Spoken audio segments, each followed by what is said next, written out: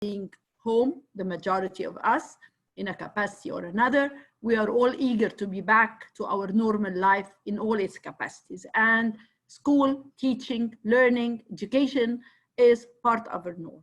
However, I have to admit that it will be a new era, a new normal, not the norm that we are used to. A new era with its difficulties, challenges, experience, nothing that we have expected before. And we cannot say that back to school again will be like what we used to have. This would never happen, at least for the coming year, at least a minimum. It is already being a difficult transitional time. Since the time that the government and all across governments across the world decided that kids, undergrad students, postgraduate students, anybody would stay home, take distance learning, it started to be a very difficult transitional time. However, we need to embrace this change. We need to believe in our students, our teachers, our technology facilitators, that they can do a good job. We need to be persistent, we need to be patient, and we need to be pedagogically open to accept this new norm of life. We will have to go back.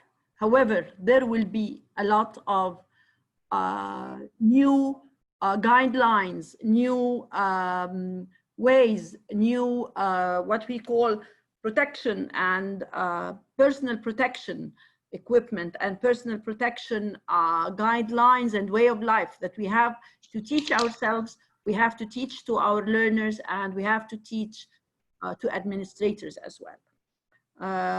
I'm sure that we will talk more. However, I would like to give the floor to my colleague, Dr. Ola, and welcome. Yeah, thank you, Doctor. Well, actually, I endorse this very much because I personally, because I teach postgraduates, so being inside the class with the postgraduates with their mind, their experiences, and what they really want to catch from the interaction inside the class is very valuable for our program. So what I'm thinking of is that going back is essential for actually three things. The first thing, when we're in the class, we have the curriculum with the learning objectives, which is basically our core thing that we focus on. And then we have the instructional strategies and the assessment. Going online, well, if we talk online versus face-to-face, I believe that face-to-face is much more beneficial, specifically for the assessment. When we talk about the assessment as learning, which is in the class, when we see people are interacting very well, so we can capitalize on them, we can make use of them in cooperative learning, or when we see that people who are really struggling, so we can catch up with them and make extra activities or whatever, substitute what they are missing. So for me, it's really important for the assessment as learning. This is the first thing. The second thing is the learning objectives. I feel, as you said, that what we already went through the past few months, I hope that we would change our minds in sense of developing our expected learning outcomes and objectives specifically, because it's not only about the content of the curriculum, it's also about the skills that we want our students to acquire. So this is another second reason why we want a face-to-face thing, because when we go face-to-face, we will be very, I hope, we will be very meticulous about developing a longevity skills embedded into the objectives, so we can see how people are gaining on both sides, the personal side and the academic side. The third, and I think it's most also important, online people are dealing with it as if they are individuals. They are not capitalizing on the community of the class. I much appreciate having a community inside the class where people make and gain experiences as they go. So these are the three things that I really think that it's important to have them in front of me and to have to this interaction as much as possible and beneficial to everyone. Yeah. Thank you, Ola. Thank you, Ms. Hanan, for starting your argument here for why we should resume classes come September. How about our other team against that? We got Dr. Heba Sharoubim, Dr. Dina Dakhs. Are you ready? Let's plunge in here.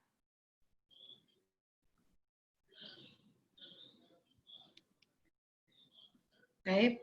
Good evening, everybody. Quite a pleasure and honor to be once more in one of the activities of the NileTESOL. Thank you, Hannah, and everybody.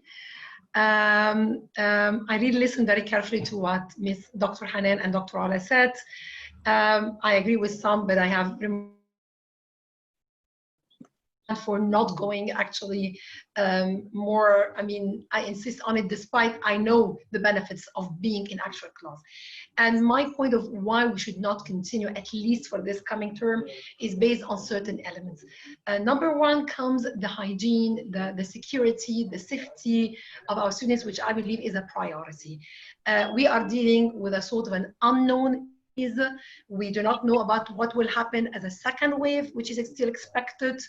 It's not only the physical, I mean, the idea of the ailment and what it could cause to the student. Psychological actually is also very important. And here, let me quote the WHO themselves, which when they sort of thought about the psychological effect even of a disease, which are sometimes even worse than the physical symptoms or causes, whatever, they say our greatest enemy right now is not the virus itself, it's fear, rumors, and stigma, which makes me worried that if we resume the face-to-face classes, will we have regular attendance? I mean, I don't expect that we can have that. This is still a new situation. We're not still yet ready to it. And even if you have a look, because I did a sort of a research on major universities around the world to find that something like the top 25 colleges in the US themselves are debating about going back. And most of them are suspending the in-person classes for at least this term. And Cambridge actually in England has decided to even extend that until 2021. So it is an unclear situation. We are dealing with the unknown. So it's such a risk to go back, much as we miss the classes. We miss the interaction, which, yes, we can discuss that, but security-wise, safety-wise, we cannot guarantee. Number two, if we speak about dealing with safety, how much the cost, especially if we're speaking of government university, for example. Do you know that I was myself surprised that the number of students in the campus or in the universities, in the colleges of Alexandria University are between, I have these two numbers, which I got from the official website of the university itself. One number is 158,701 students. The second is 146,346. So it's a huge number. We're speaking here, how can we guarantee this? I mean, and safety-wise, a room, an ordinary classroom in our campus should not accommodate more than 40 students. How can we do that? Okay, so the physicality, the practicality of doing this is actually going to be really very tough. It'll cost to really run. Forget that, the chlorine, all of these, normal hygiene cleaning materials. We need things like, for example, I came across something called HEPA filters, for example, which stands for high efficiency particulate air. Can we afford something as such when we're speaking of huge numbers, when we speak of distancing? Because it has been proved that no matter how much you put the masks, I mean, it's not quite safe. Even the 95 is not 100% safe. Doctors have even to put. Another thing is, in teaching, very important thing is the facial expressions. We're not just teachers, we're actors and actresses. I mean, some people even say that acting is like a one-man show, or it could be, we act with, or interact with our students. Facial expression is very important. I mean, can you imagine, teaching with the mask? I mean, I try myself. I myself very bothered. I mean, when I put it on, my glasses actually, they get blurred. It's not comfortable. So the idea itself, using this is something that we really have to take into consideration, because we cannot afford. I remember very well, I have to be honest, that the last week when we were teaching, and coronavirus started, to spread, we were all scared on campus, I have to tell you. I was in the lab with the students. We were just going sort of panicking to try to clean everything. Still you're worried, touching the mouse, the doorknobs, whatever it is. And are we ready? So I think we need, before taking the decision of going back, to be practically really ready for the situation, trained to it. One last thing is, I know interactive, being in class face-to-face with our students is, of course, a blessing, it's heaven, we love it. But actually also, and this was a great thing that I, for the first time, discovered, online teaching also had its own advantages, I have to say. And speaking especially in Alexandria, when it happened to us this year and the year before, we had to close down the universities because of the rain conditions and the weather conditions. So, this with the online, no matter what, weather, bad timing, whatever it is, you have your classes, you can get over it. If you're ill, if you're sick, it's actually, it was a way of making the classes actually more regular, okay? But of course, we need to be more, accompanied, more maybe armed, or having more ways to help us with that. Because remember, again, when we went into this situation, it was like diving into the middle of the sea without anything to help us. It was totally an unprecedented, unexpected situation, very challenging, but I believe we've learned a lot from it that could be of help when we start once more. Thank you. Thank you, Dr. Heba. Now, Dina's turn. Thank you, Hannah. Thank you for this opportunity. It's a pleasure and honor to be with this group of distinguished speakers, and also to be with NileTESOL. And I would like to start right away in support of Dr. Heba's opinion that yes, we should not be going back to classes. And I see that the health and safety of teachers and students actually should always come first, especially when there is actually an option. There is a technology option that can help us maintain this health and safety of students. So health and safety should be our first priority. And as Dr. Heba mentioned, there are a number of universities that have already done that, have already taken the decision. Let me stop the video, maybe things will be clearer. There are a number of universities that have already taken the decision to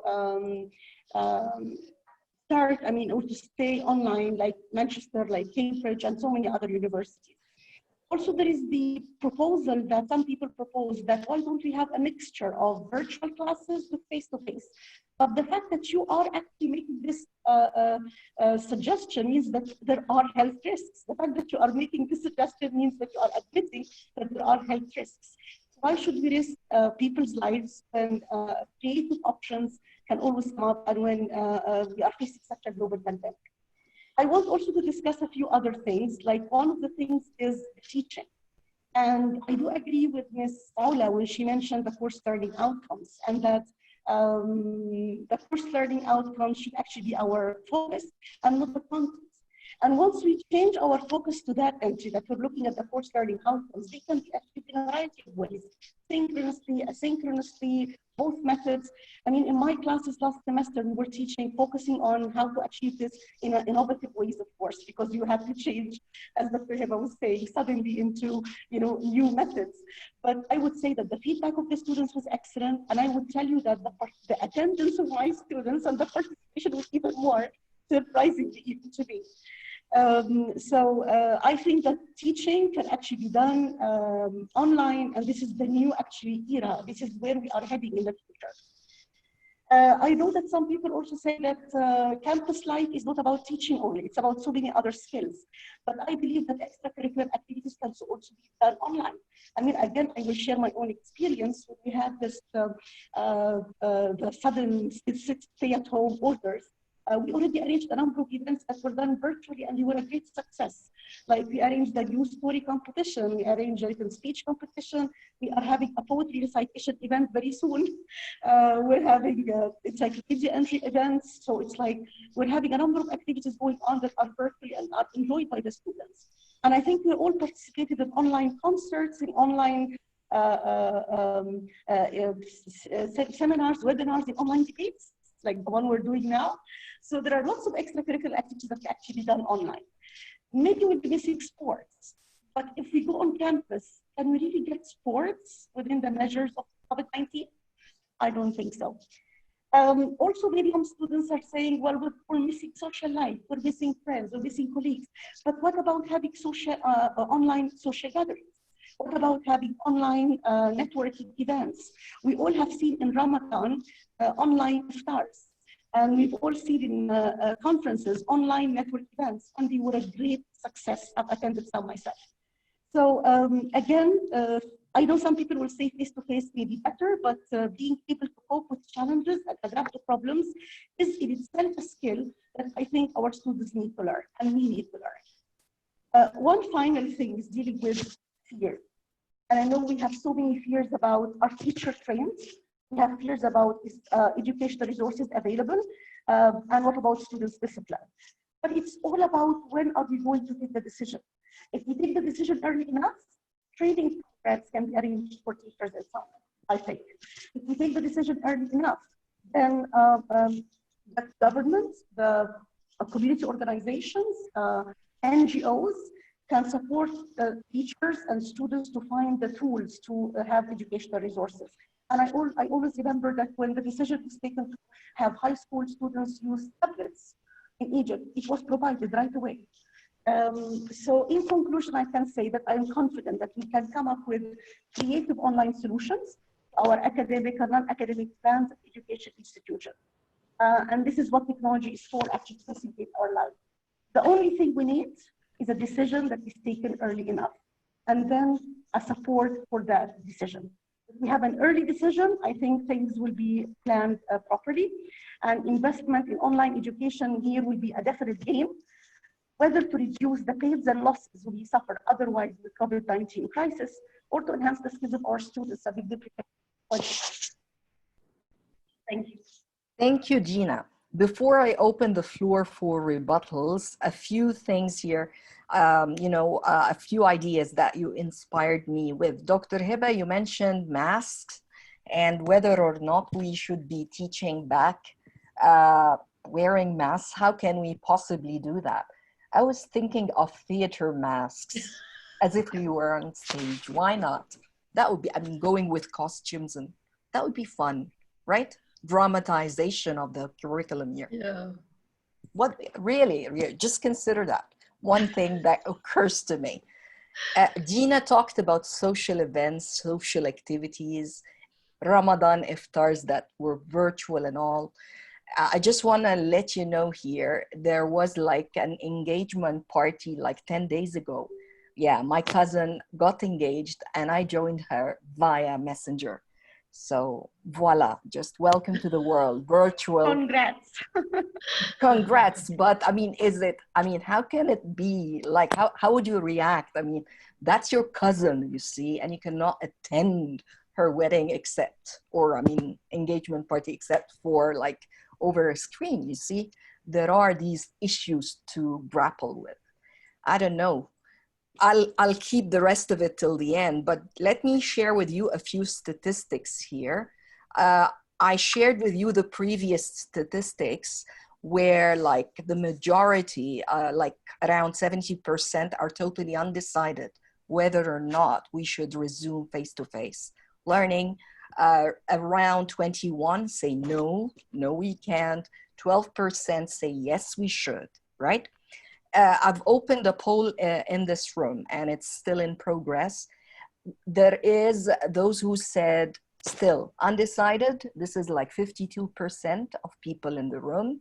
Those who still say no, 32%. And those who say yes are 15%.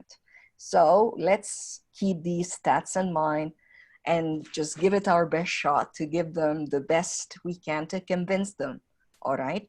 So let's open the floor for rebuttals, and audience members would like to interact with you, make some comments at the end, but first things first. You go first, those for the motion, Ms. Hanan and Ola. The floor is yours. If I can comment on that, I'll go back to what I started with, that it is a new normal. It is different. We cannot go back to how schools were, how the campus used to be. We cannot go back to that at the time being. I'll tackle the issues that Dr. Heba and Dr. Dina talked about for hygiene. Yes, we have a hygiene problem. However, if you look around you, you'll find that even the normal people started to take care of themselves, starting to wear face masks. You find people, even when you go to shops, offering you sanitizers, hand sanitizers. Schools need to be like that. We will not go back to having 200 or 300 in the same classroom. This cannot work. We need to think of new measures, new ways of handling our face-to-face communication. We need to have alternations in days, alternations in timings, okay? Students do not need to go back to class, whatever the class is or the lecture room, to hear a lecture. A lecture can be done online, can be done versus distance. However, they need to go back in small batches or small groups for the interactive part, for a lab, for a theater rehearsal, if they are studying theater, for drawings. We can move out of the four walls of a classroom. We can use the open air to give an interactive session. If I'm sitting in the open air, I will not be, it will not be 100% necessary to wear a face mask if I'm talking. We can alternate that. I can sit a bit away from my students without my face mask, this 1 or 2 meters that they are asking us to work with, have a mic with me that they would hear me, okay? This would save us the hygiene and the safety. The fear of losing, well, we are bringing up people, even if they are adults, they will be facing challenges in their lives that they have to face. They have people in their families that, la qaddar Allah, they die, that they are with fatal illnesses, that they have to work with, that they have to combat the challenge, that they have to be strong enough to face that. So it is part of our job as teachers and educators that we help them overcome their fears. Yes, today X person will not be with us. Maybe in a couple of weeks he'll be back. During that time, the online can help him.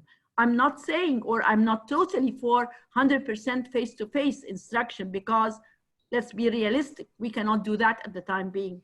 We don't even have the resources, whether it is a private university, whether it is a public university, a national university, whatever the place is, nobody today has the means of having complete face-to-face. However, we need to have the face-to-face with the condition of the online, as Dr. Dina said, working together. I give the lecture on the online. I do the assignments on the online. However, I come to class for the interaction. I come to the class for the teacher's experience, that no matter what the teacher does online will not transmit the same experience, the same what we call intimate talk and friendly talk with the learners.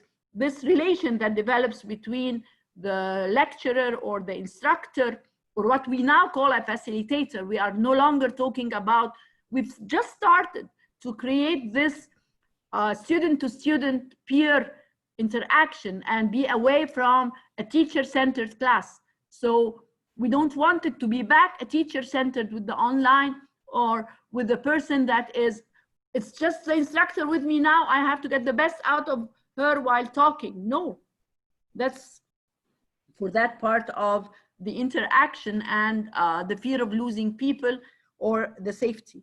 For the extracurricular activities, I do agree with Dr. Dina that many of them can be done online, and we actually do them, whether on the personal side or on the or on the academic side. But to be very honest, do you enjoy them? Are they the same like being there in person? Like what Hannah was saying, I have attended a wedding of a very dear friend of my kids online. I was really crying because I wanted to be there. I wanted to attend it even away from the person, not hugging him or anything. However, because of these rules, I was just on Zoom or on this Facebook Live event as we are now, which really created more sorrow than happiness for the people. That's my intake onto that. So I leave the rest to all. Okay, thank you. Well, actually, I have 2 points. Dr. Heba, you mentioned the regular attendance. Well, actually, I believe that the students will be eager more than the instructors or the facilitators to attend, because they are concerned very much with the immediate feedback. So with my experience, they come to get the immediate feedback on what they are reflecting inside the class and how they will complete their assignments, what they understood and everything. So the immediate feedback online is really a mess. We try as much as we can, because our experience was that we shifted to an online in the middle of the course. So basically our planning and preparation for the semester was basically an face-to-face interactions. So we had a very short time, and this actually tackles Dr. Dina's point. The time in preparation last semester was not the best, I have to admit that. And we tried as much as we can to shift the activities, but it was not as much as hopefully next semester to be much successful.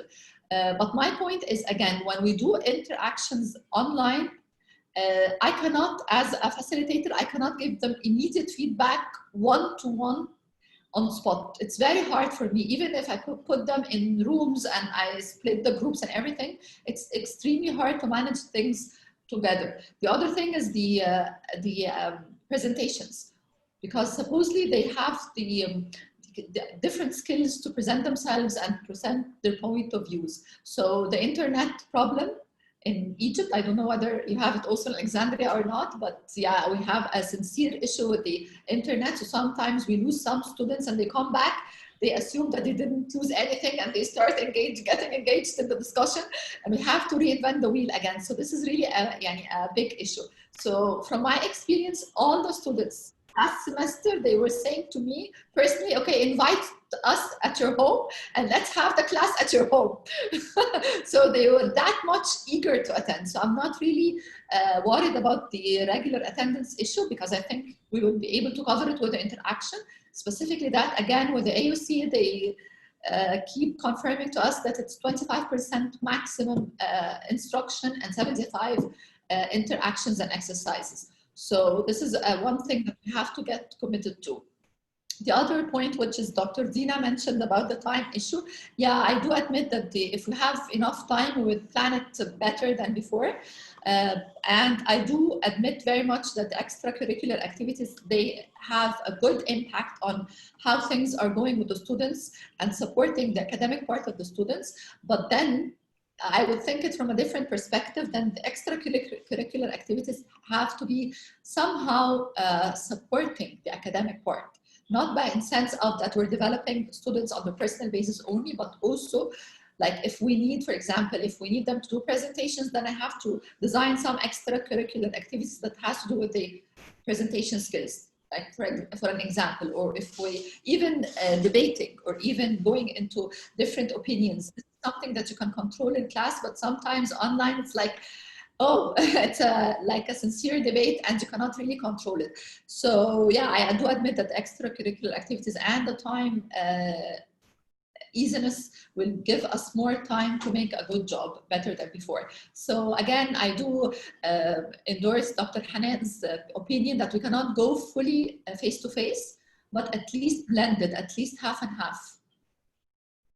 Yeah, thank you. Okay, thank you, Ola. Are you sure 50% and 50% at this point, half and half? Well, yeah, because actually you will find that the students going out to the clubs, their family gatherings and everything. So you cannot control. Actually, all of us want to go out, and we have to admit that we're dying from sitting at home. Okay. Yeah. Well, going out, not necessarily going to school. Well, actually, surprisingly, they feel that they are going to the club.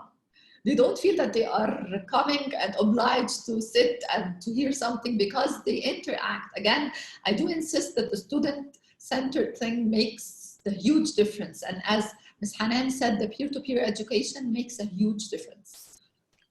Okay, so you've seen it in action. You've tried it out. Okay. Yeah, definitely. I've been actually asked to have the class in my house, anywhere else, but just have it face to face. Interesting indeed. Okay. So now that we've had the first team, this is the time for the opposing team to rebut the arguments here. Now the floor is yours, Dr. Heba and Dina. Okay. Actually, I listened to what Dr. Hanan and Dr. Ola said, and I really agree with you in everything you said. But I have to say, now we are between taking a decision emotionally or rationally. Emotionally, I have to be honest with you, I missed the class. I miss the face interaction, being with the students, actually talking, and it's much shorter the time we spend. I mean, emotionally, we miss our own. Yes, you're absolutely right.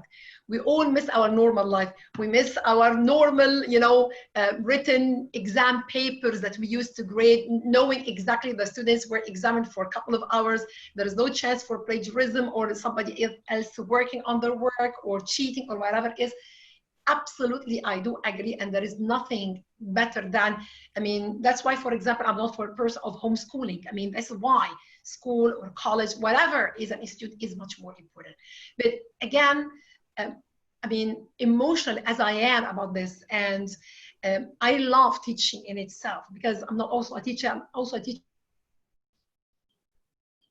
At the moment, I cannot. Dr. Heba, you said something very important that was lost along the way. You broke up. You're not only a teacher, but you are a teacher trainer as well. And I enjoy being in classes and teaching, and as you said, being face-to-face is not like this online thing you want to touch. Do this is right, but at the moment I believe we have to be more rational than it is. That's why I believe it was good, for example, for the Minister of Education and Higher Education and Telecommunication to meet together, because as you said, we had huge internet problems, because as I said, it was a totally unprecedented situation. We just went into it.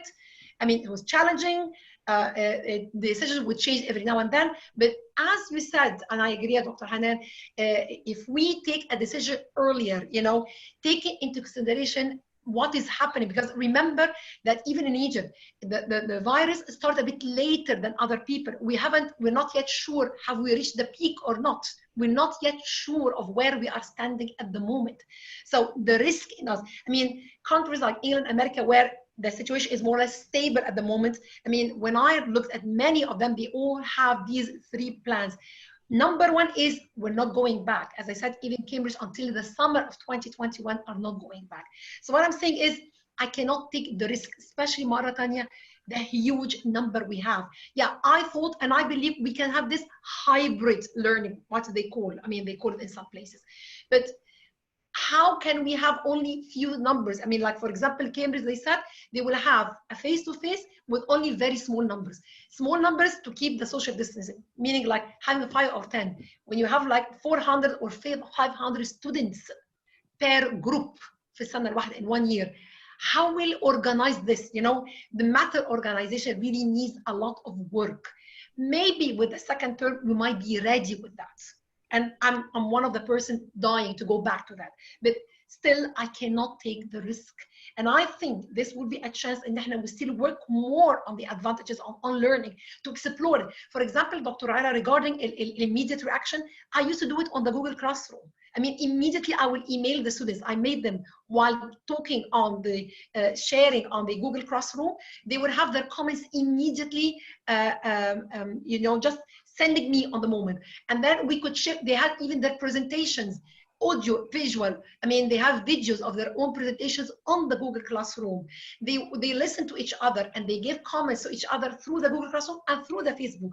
We used to alternate between Google Classroom, between the live on the Facebook, and sometimes the Zoom. So all these 3 media really help to create as much as possible. Of course, I will not say 100% like the physical actual class, but I go back again to the fact, I mean, I want to just go be more rational than emotional. Emotionally, yes, let's go. But rationally, this needs a lot, especially with places like our public universities with very few resources. I mean, and abilities to do this and that. Let's at least wait until we see the proper experience, the actual experience of having students doing their exams on campus, the 4th year students.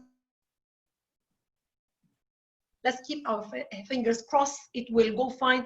And I think based on this, let's think about it. But for the moment, I believe at least stay safe for this term. Thank you. Thank you, Dr. Heba. I would like us here to take a moment of reflection before we make our closing comments and open the poll once again, so our participants can share the final take on this in terms of the poll, and if they would like to ask our discussants any questions. Just something here I came across. I'd like to read out to you here. It says, indulge nostalgia. Okay, it's about reminiscence. Okay, and trying, okay, to reconnect with the good old days when things were normal. Define normal, and will never ever reach normal anymore. Anyways, here it says, I want to see my friends and I want to be seen, strolling down the quad, carefree and collegiate, in a yellow dress I bought online for this exact purpose. I want to have my papers handed back to me with real thumb depressions at the bottom and real chicken scratch comments I'll squint to read. I can't wait to settle in my favorite spot in the library, the couch near the door, so I can say hi to everyone who walks in and accomplish nothing substantial. The refined part of me wishes for theater productions and concerts and poetry readings. How I long to breakfast on potatoes, O'Brien, whatever this is, in the dining hall. And by God, fellow students tell me, are there not moments, however fleeting, where you long to hear your name roll called in a mandatory 9 a.m. lecture? Don't deny it. All right. What are your reactions to this? Very nostalgic, yes. Very nostalgic. Yes, very nostalgic. Extremely. So I would like Great. actually to relate this to what Dr. Heba was saying, emotional or rational. Right? You Very really missed that? nostalgic. It is really emotional. Ms. Hanan, you have a reaction here. I agree that it is really emotional. It is an eye-opener, or what we call reality. I mean, we are all Egyptian. We know our resources. Dr. Heba, you were saying that you go with your students on Google Slides, Google chat rooms, whatever. Can you guarantee that all your students can have stable internet connection across the lecture to be able to listen and understand and communicate with you? No guarantee for that. It is not their fault. We are not, our infrastructure is not yet capable of providing that good, like in the States or in England or wherever. We don't have this stable internet connection. By going purely online, many disadvantaged students will be lost, will not be available even. I mean, they will not attend. We will lose some of our the privileged students from continuing their studies. They cannot afford internet. They cannot afford having a laptop at home dedicated to them in order to sit and study, go through the lectures, go into these chat rooms. I do agree they are all perfect scenarios. We are using them in the private sector. However, for the national sector, it is not that easy. It's easier. It is easier that instead of going to classes during the 5 working days, I extend the week to 7 days.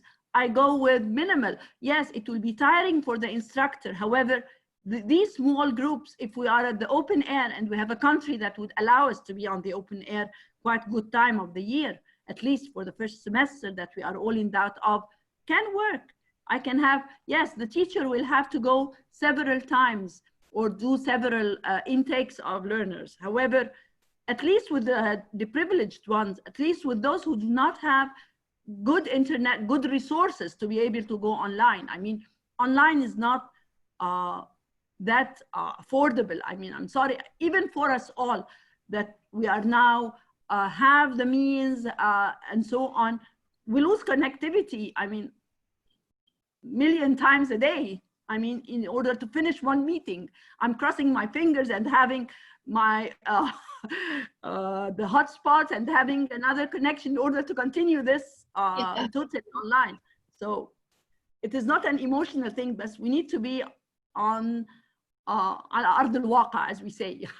Thank you. Just a little correction. You said you may not find internet connection all the time at national universities. Yeah. We do not have any connectivity of the internet in national universities unless you want to bring in your own tools, USB or what have you. Just Exactly. correcting that point. No, we have some. No, we have some. You do? No. We have, but it's very, no, we do have in Alexandria University. Yes, I tried. I was But next. it's very weak, I know. And it's some only rooms in some places. Yes, yes. I tried. Yes, It's it's not very there. weak. I know. We That's struggle.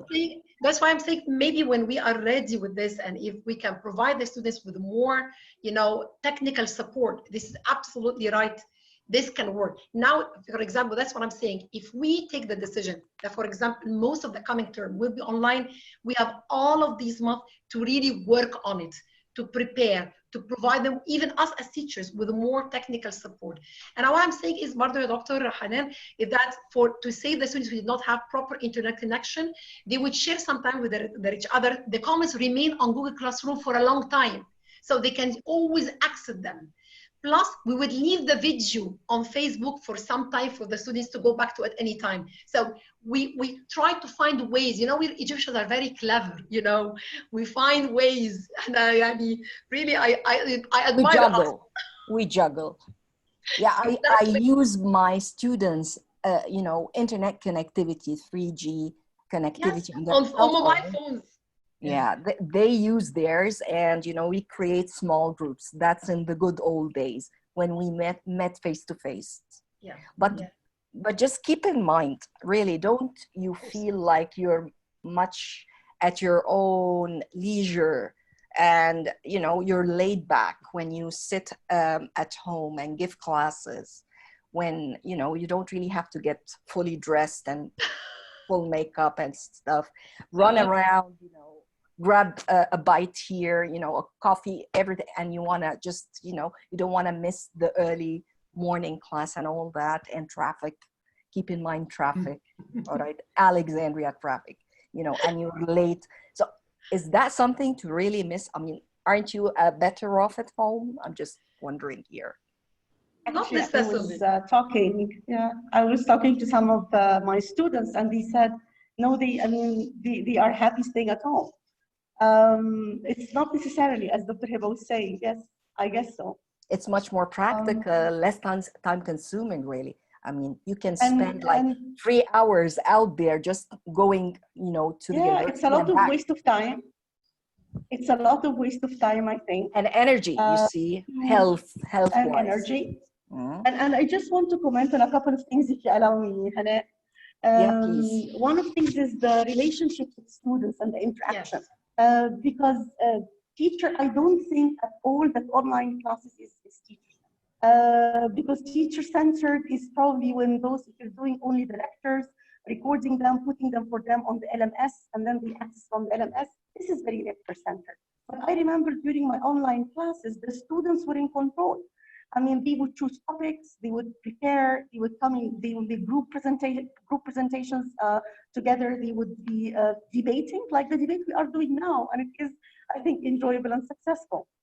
So, I mean, it was not teacher-centered at all. With the relationship with students, I feel that we were there for the students and the feedback. Some of the feedback was provided anyway online through the LMS. But some feedback was provided on WhatsApp, and it was individualized. A lot was actually one-to-one meetings, one-to-one meetings or peers with the group, with the teacher. So again, this was like a lot better, and the feedback was provided, and things were really going okay, I guess. So I don't feel that it is teacher-centered. I don't feel that the students, no, it was student-centered. I don't think that the students felt the sense of community. And I don't think that the students were not getting feedback or the feedback that they would get. It's all about adapting to the situation, I think, and finding other ways, alternative ways that can work. Because I think if we really go back to classes, I do agree that there would be a lot of fear. And with fear, it's highly unlikely that you enjoy a poetry citation.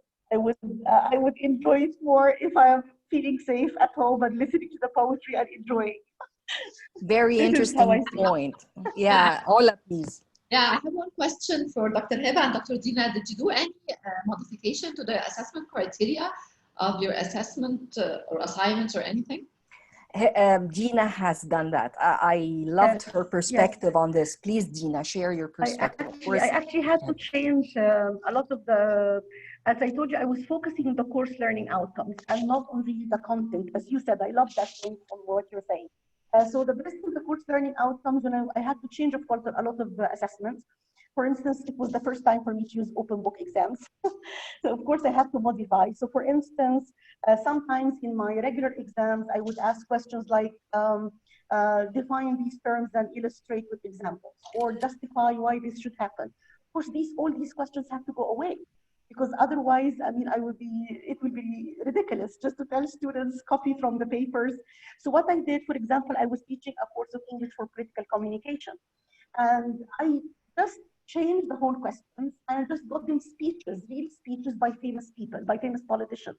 And I told them, we learned these concepts in class.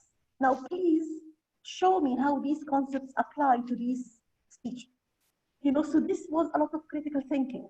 And I, of course, all other questions that sometimes you would put like 20% or 30% of the courses of questions that would not be critical thinking, I had to change that. This is for the summative one, for the end of the semester. But for during the semester, we had a lot of very interesting activities. Like, for example, as I told you, we're doing critical communication. Each group of students had to choose a country, and they had to act as the health minister of this country. And they were called by the parliament to come and give a speech, you know, about the situation of health in the country and how they can explain the facts and how they can defend their ministry and their government's decisions. This was all student-centered. The students met in groups online. They prepared the presentations. They came and delivered the speeches. The other students were actually the parliament members. They were asking questions. I'm sure you're familiar with all these activities. I mean, all these activities were done online. So it was, and this was, of course, part of their assessment also. So the assessment had to be changed, I agree. But I have to say one thing. I am for, if it is high-stake assessment, maybe then, for that reason, we can go back once a semester or once a year on campus with very alternation of time, like Dr. Hanan was saying, and we can have social distance. That part, I am for it. Yeah. Can I say something here related also to evaluation online? Yeah, please. Yeah, we've had a very unique experience. You can share that. I agree with Dr. Dina. In that case, the job has to be a bit challenging for the students, because there is, when we are online, when they have their things, they have actually even the resources are next to them. Okay, so in this way we really have to make the questions, as we said, more challenging, in the sense that it shows اللي فاهم مش حافظ. Okay, they really understand. It's not simply copy and pasting. And that's what I saw from the assignment that they were giving. Even when they had somebody else writing for them, when it comes to the point of share your opinion, what would you do if you were in the place of something like that? How would you react to this historical event? Here we'd see the things where a student can do. But still, I have to say, despite the interesting, experience, new and whatever, still, yes, you need the face-to-face to know if this is their work. To discuss it with the students, the oral skill that they do, definitely we cannot do away with the class. And we cannot only do with the online essence, but it can also work, but it's more challenging for the teacher. Yeah, can I comment something on the assessment? I like very much your ideas, and thank you very much for sharing them. But what my concern is about the rubric. because we're obliged to share the rubrics. So whenever you make the questions more complicated, so you're more like a judgmental when you come, because it's a qualitative answer. So it's very hard to set a rubric or develop a rubric for a qualitative answer where really it's like a personal or perceptual thing rather than objective thing. So my concern here is that you have to have a specific, so it's really, you mix, exactly. So here, you have to be just fair to everyone, to have a specific rubric with a specific criteria that is shared with everyone, and that is really relevant to what you're going to assess, rather than actually tons of qualitative answers. Yes. Actually, I agree with Sarah. Yes. I have to say, we send the rubrics the rubric is essential. Yeah. Actually, yes, when there are activities, we used to share the rubrics. When there are activities that are announced, we cannot announce the activity without the rubric. So the rubric is shared with the students, like Dr. Heba was saying, from the very beginning, before they start. If they're having a presentation to deliver, this is the rubric. If they are making a debate, this is the rubric. They know it before they start. And if there was a kind of questions on exams, actually the rubric is there in the exam paper, right? So they know how they are assessed based on the exam paper. I mean, this happens even when we were not online. Yeah. Wait a minute here. Ms. Hanan, you would like to make a comment, right? I love what I love what I'm hearing from Dr. Heba and Dr. Dina about the assessment, the challenges, the rubrics, and all that online. However, I just have one comment, and excuse me for that. You are lovely professors doing that. Two comments. These rubrics and online evaluation tools, have they been tested for validity and reliability in order to be fair to everyone? No. My other part, you two, or maybe 10% or 20% or at maximum 50% of the faculty are doing so. What about the other 50%? Do we have this in order to be fair to all our learners or students? We don't have to be very honest at all levels, not just at the national, at all levels. We do have faculty that would just share a video and this is it, or would just give true and false questions and they don't care for everybody. This is different when we are. Excuse me, just a second. Yes, Ms. Hanan? Yes, this is different when we are face-to-face and have, especially at the National University, one exam across the board, then we are at least standardized. We are at least fair to our students. In a way or another, it's not that very fair, but it's not left to the faculty member to assess the way he or she wants to assess. That's my intake to that. And that's Ms. Hanan's comment here. Dina, and maybe next, Dr. Heba. I would like to explain the 2 points that raised by Ms. Hanan. Now, the first one, the rubrics, they were not online rubrics that we just got them and we had to test them. These were rubrics that were prepared by the team of teachers. Like, for example, if we're teaching writing, okay, there is a rubric that is prepared for the writing classes, and we teachers assess that. It's not that we do it automatically and then we have to test them. No, this is a rubric that is prepared by a team and or by the teacher herself for the purposes of the learning outcomes of the course. Talking about other teachers, I do believe that yes, some teachers maybe have the skills. I do agree with you 100%. And some teachers don't have the skills. Then it's our role to take a decision early enough and offer them the proper training. And I do believe that once you're given the proper training, we need to trust the teachers. But with trusting teachers, we have quality assurance measures, right? I mean, we need to know what is happening in class, student surveys, through following up with teachers, through meetings, even online. So, I mean, the balance of giving teacher training and having quality measures in place, I think this can be sorted out. I totally agree. Thank you very much. I just want to alert you that we're 3 minutes past 9, and this seems to be going on and on, okay? But we have to make a decision now. Just 1 minute? Yeah, sure. Would you like us now to take a round of closing comments and then listen to the audience questions? Because there seems to be very interesting points. Yeah, Dr. Heba first. Yeah, Yes, go ahead. I just wanted to add, I do agree with every word Dr. Dina said. And I'm saying, Dr. I agree with you, but I tell you something, whether online teaching or in classes, let's be honest, it's the teacher, the professor. Even when we were in the college, I have to tell you, I'm sorry to tell you, there were professors who would only attend 1 or 2 classes for the whole semester. And the form of exams that you can say is write about whatever you want. Discuss, the book and all of these things that, of course, okay? So the problems online are exactly the problem and in this case, it's not a decision, I think, of the professor. I mean, if you have a decent department, we have a sort, because this is according even to the law of universities, I mean, a department, a council of the department decides on the educational process, the way they put the exams, and how the rubrics is done. And actually, these rubrics were with the students from the beginning of the term, even before starting this. And when I was doing the assignments, because I had a lot of, I tell you that the online teaching was even much more tiring for me, because I have at the end of the class, I had what they call exit tickets, like a small assignment at the end of it. So whenever I do this assignment, I used to grade them according to the rubric, send it back to the students. And when they did their final assignments, by the way, and they sent it a couple of weeks later, I asked them to put their already graded assignments with my rubrics next to them when they do their final assignment, so that they can learn from their own mistakes, more or less like a portfolio that's next to them.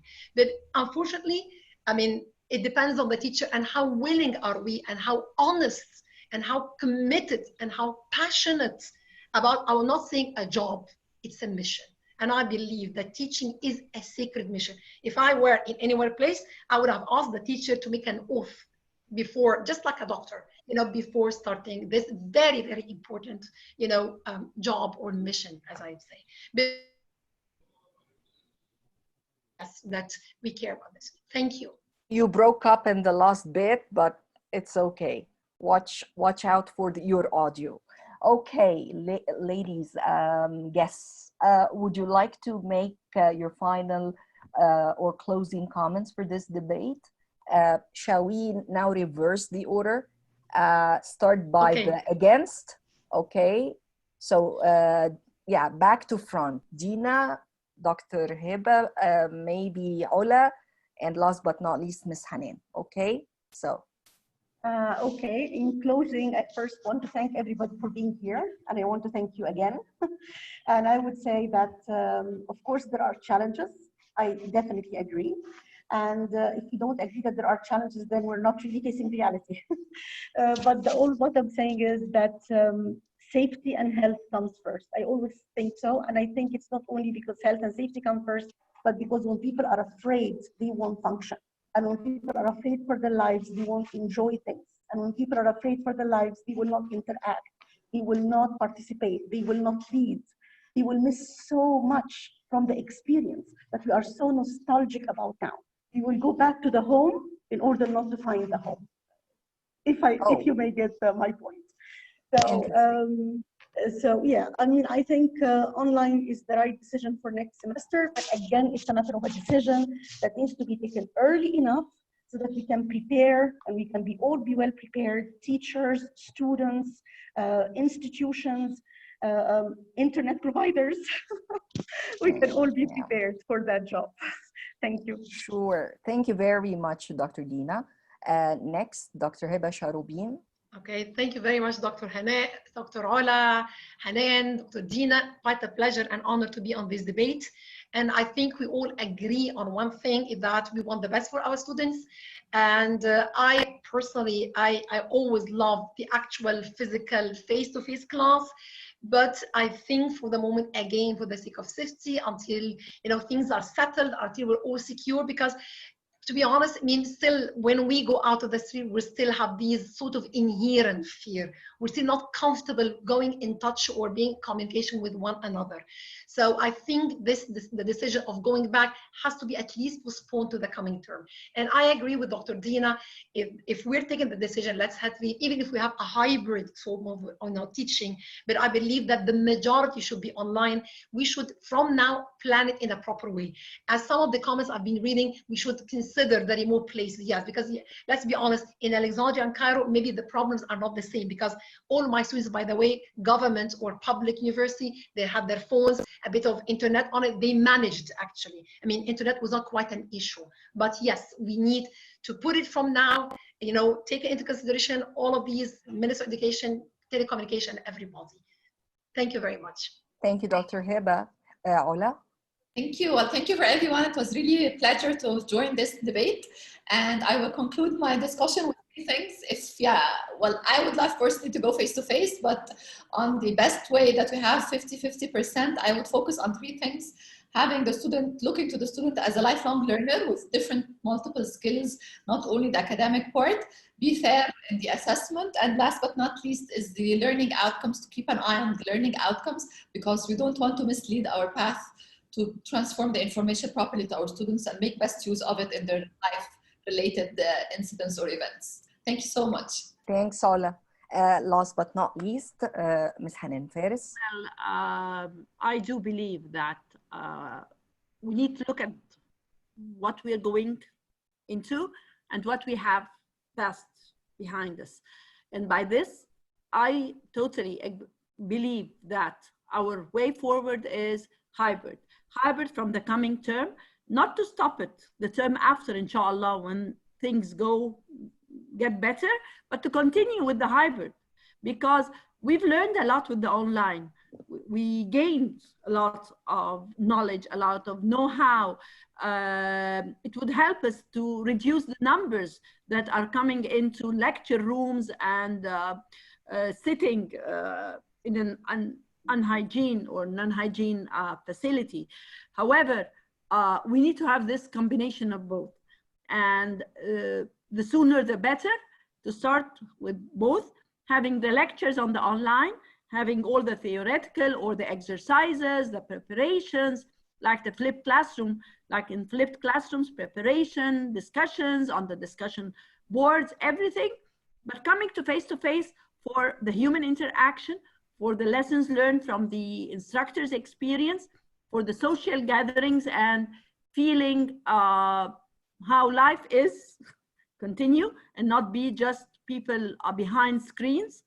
And this would go, as I said, not just for the coming term, but maybe for life. Use both together to help and adapt and use full resources that we have. Thank you. Thank you very much for giving me this chance to join this very fruitful discussion. Appreciate it. Thank you very much, Ms. Hanan. Two things here to wrap up with.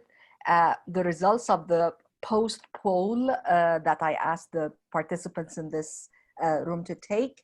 Well, now there is a little change. The undecided got okay to the minimum, or I would say in the middle.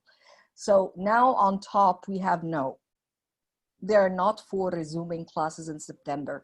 55% say no. Those who are still undecided is 29%.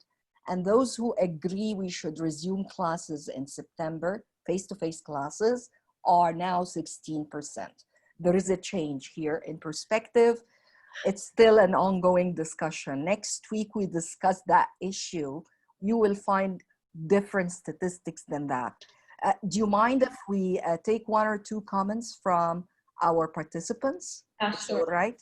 All right. So why don't we just have a look at the chat box here, or do we want to take them live? How about that? Like unmute people, or is that a bad idea? Can we? Anybody would like to ask a question? You may want to raise a hand. I got Mr. Wahid. Would you like to have a question? Yeah, please go ahead and ask. Yes, okay. Mr. Wahid. First of all, thank you, Dr. Hana, for giving me this opportunity to express my viewpoint. I voted for resuming face-to-face, but now I'm here to draw your attention to something important. We still have long time until next September. I think and I hope things will be better enough to come back again to our actual classes and our normal lifestyle. But if not, la qaddar Allah, if not, what can we do with our practical exams and tests. What can we do with weekly journal exams, which needs attentive teachers' observation? And before them all, what can we do with overwhelming majority of teachers who completely lack experience in using technology? Thank you. Those cannot survive. Those who don't have an idea about technology are unable to survive the profession anymore. You cannot afford to have them, I'm afraid. But these are good points. Anybody would like to make a comment here? Address Mr. Wahid's comment? Anybody? Yeah. Please, Dr. Heba. Yes. Yes. Thank you, Dr. Wahid. Thank you, Mr. Wahid, for your comments.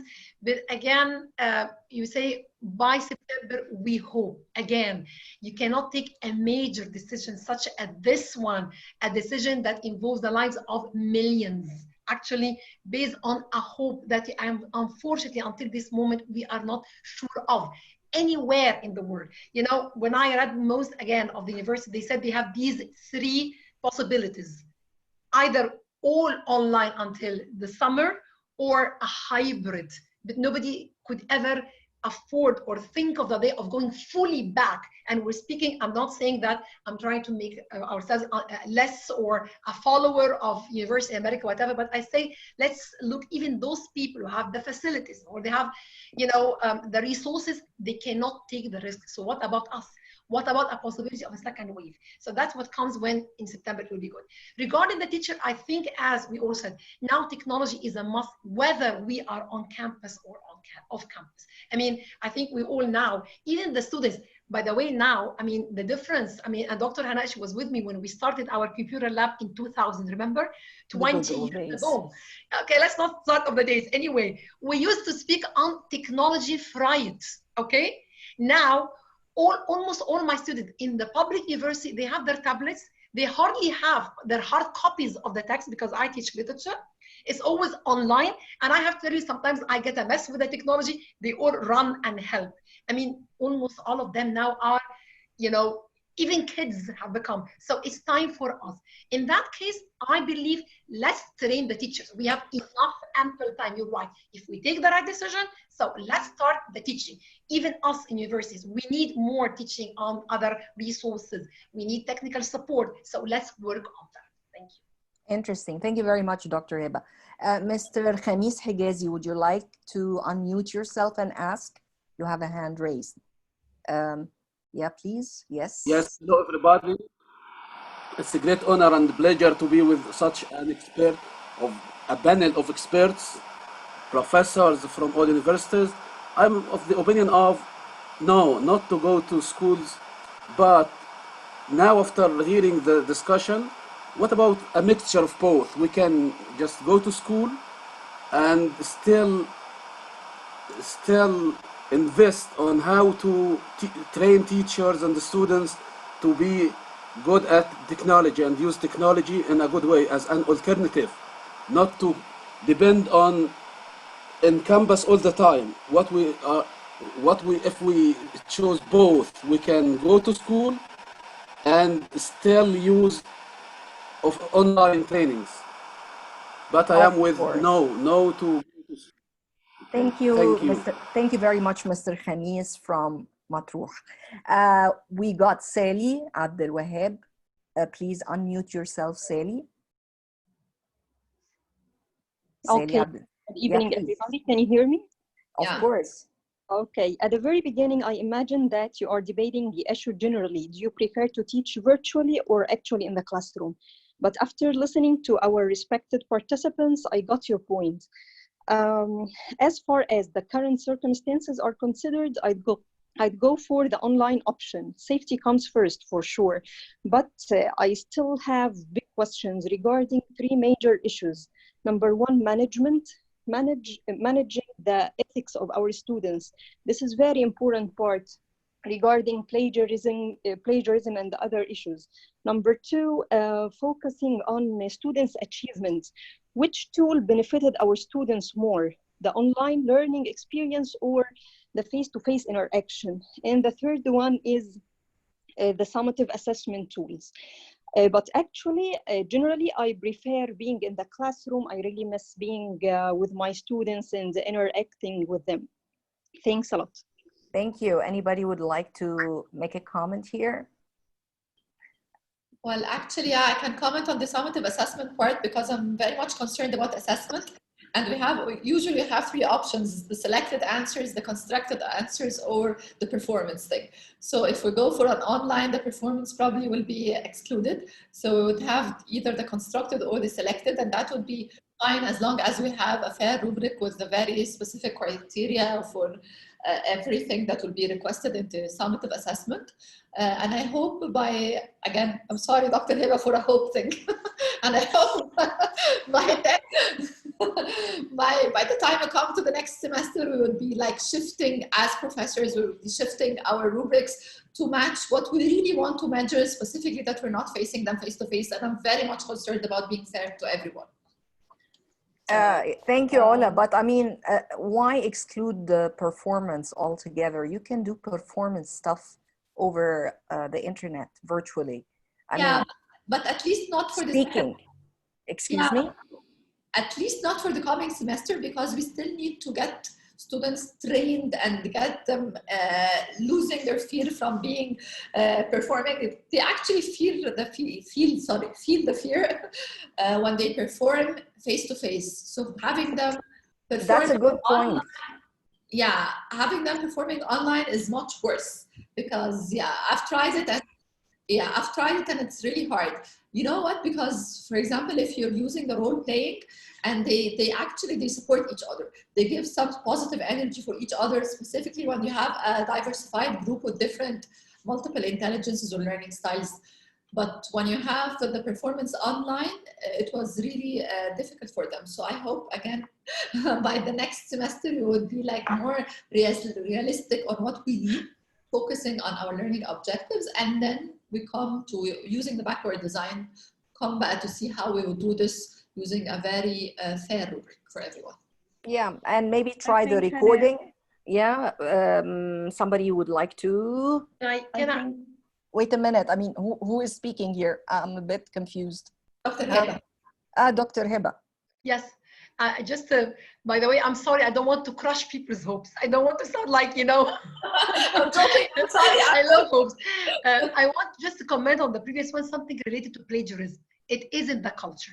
That's why, personally, I am very severe with the ones we discuss, because we have plagiarism programs. I'm very severe with the ones who plagiarized. We decided at the department to be severe with them, so it will be a lesson. But Miss Sally, you're absolutely right. It's a culture that we need to address.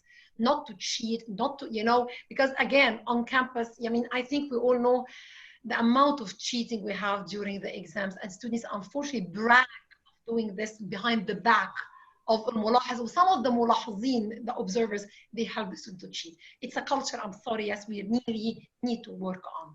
Would you like to share the story you told me yesterday about the paper that looked a little bit weird, partly like impressive, partly gibberish, and you take it from there. That were submitted, you read, it sounds fantastic English. This cannot be the English of this level of students. Very strong vocab, very strong complicated sentence structure, things that we don't even discuss in the syllabus, which is all right. I'm happy if they add something else. But then after a couple of sentences, these get when you find 2-3 sentences that are not even, they don't have a sentence structure. So, you can see the difference, and by, following, you realize, yes, they plagiarized. I went to the internet, I found, copy and paste. Despite the fact that we said that, but unfortunately, it's still not in the culture. We're not still aware how horrible. Sometimes my students make fun of me when I tell them one of the terrible points in the life of Robert Kennedy was he was caught cheating as a student in Harvard. It was a black spot. Ha, ha, ha. They would laugh at this because they still can't grasp how horrible cheating is. I think it was Edward or Robert, I'm not sure, one of the Kennedys. And this was a black spot. He could not be running for candidate because this is something very serious. So yes, Ellie, you're absolutely right. We need to work on that. And paid papers, huh? Don't forget. Yes, paid papers, of course. A lot of people made a lot of money out of the research. 200 Egyptian pounds per paper for national universities. 2,000 Egyptian pounds for private universities. Yes. But that's why, by the way, I agree, Dr. Ola, that we need to have the students on, because I mean, many times I would have loved to say, okay, tell me about this research. Tell me what you mean by this word, you know? So hybrid would be helping at this point. You're absolutely right, yes. Thanks. Okay, let me take another comment from Ms. Amini Kassib. Yes, Ms. Amini Kassib. Hello. Hi. Good evening, everybody. Hi, evening. Do you have a Okay. question? Well, it's more of like a comment more than a question. Well, I totally go with like, if the situation stays or remains as it is, I believe that we should go to online learning. I don't think that face-to-face teaching or learning would be a good idea. As you said, safety comes first.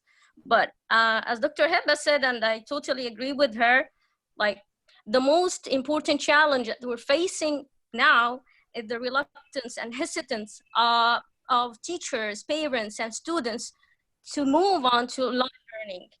So I guess like if we started focusing on that, maybe people will not be that afraid to go to online learning.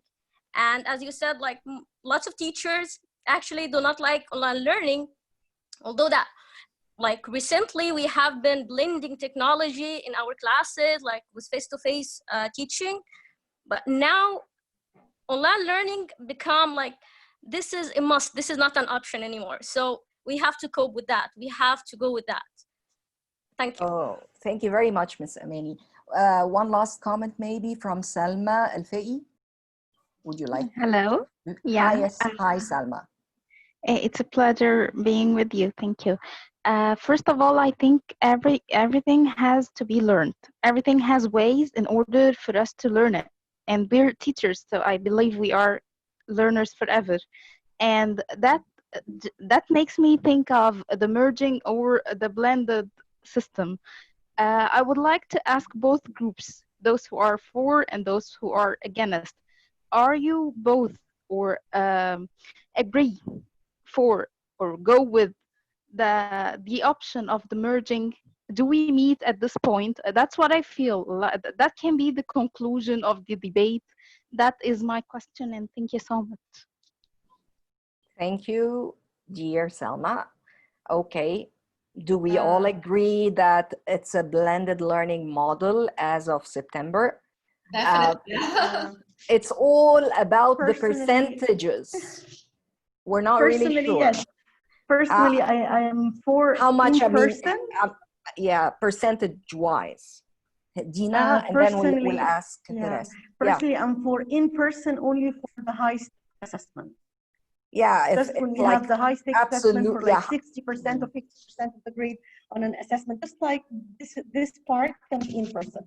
Otherwise, I would have it all online. And I would like always to think of this example of like so many assessments that we make. Like take, for example, tests like the IGCSE, like TOEFL, like IELTS, like you prepare so many skills, and then there is one high stakes. So the high stakes tests, yes, can be in person, but everything else I would go for online. Interesting. Ms. Hanan Faris, would you like to make a comment? Thank you. Yes, I do. In answer to your question, the percentage, I would go for a varied percentage. I mean, not all colleges or studies are equal. For example, those who have, for example, mechanical engineering students, construction engineering students, architects, medical students, pharmaceutical students, these would need to be a good number of hours or a good number, a high percentage that is face-to-face, because they have to have hands-on. I mean, medicine. Yes, medicine. Yes. And those who are on the front lines and those who really get infected and die. Exactly. Yes, they have to get the face-to-face and they have to die. No, they have to get the face-to-face and get trained on how to protect themselves. I mean, these guys, doctors, unfortunately, were thrown in the middle of this thing without getting proper training. They are not all doctors for quarantine and for azl. They are not, some of them are just normal doctors, normal physicians. So they need to get this training before being thrown in doing whatever they have to do. Others, like students who are getting literature, who I'm not belittling from that, but I mean business, economics. It could be done at your own good time. You don't really have to, it's not practical that much, hands-on. Minimal face-to-face interaction. But the others that are the hands-on type of courses need to have this big amount of, big percentage. And in order to be able to face the challenges. Yeah. I mean, we cannot just throw them in the air and say, well, they were taught online, so how come? I mean, there are simulations. Keep in mind simulations. I mean, I'm so much for it. In real life, there will be no simulation. There will be facts. So. They do. I mean, at the Arab Academy for Science and Technology, for example, wherever they had like hands-on, like on ships and stuff, the nautical departments and stuff, there are labs for simulation. And now there are labs, or I mean, software for simulation, basically for anything. Surgery can be done through the virtual reality thing. So you can be totally, you know, at home with a, you know, virtual reality goggles, and the software you access online, and you can really conduct a surgery and, you know, do everything you can do in a hospital from your home. And for teacher observation as well, there is that 360, you know, camera where you can possibly observe everything the teacher does, you know, 360. It's like you can even do it in real time, not just recorded. You see, technology is so much ahead of us. So I totally agree. However, when they are to be faced with a real human body, or with a real machine or a boat or whatever. Oh my God, that's a human body. What do I do? That would be different. The confidence they had virtually will not be the same as. That's nice. Yeah, I can imagine. Oh my God, I've never seen a human body before. And they faint. Okay. Okay. Can I say any further comments, please? Yeah. Yes, please. So we wrap it up. Please, Dr. Heba. I do agree with everything, and I think it. You broke up. Can you hear me now? Yes. Can you hear me? Yes. Okay. I agree with all of these comments, and Ms. Hannah, as much as I agree with the importance of technology, but still the human touch is very important. I mean, still we need part of being there. I mean, we don't want to turn into the robot thing. I mean, we have to be very, very careful with that. I mean, I always believe in that. But I mean, I agree with Dr. Dina. Actually, when it comes to assessment, I would love to have part of the assessment at school, right in front of me, talking with the students. But as you said, let's at least for the coming time, because the world will not be the same anymore. I mean, we expect even for 2 more years to come, by the way. Some people even say for 2 more years to come. Let's minimize, I mean, the presence or the students coming to campuses unless when it is needed for certain things, but we cannot put an end to it.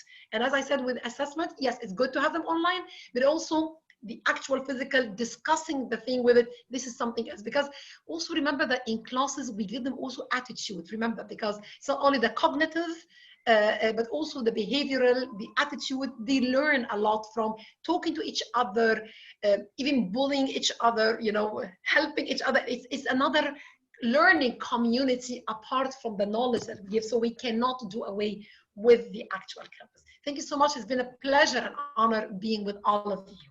The pleasure has all been mine. And by the way, there is cyberbullying.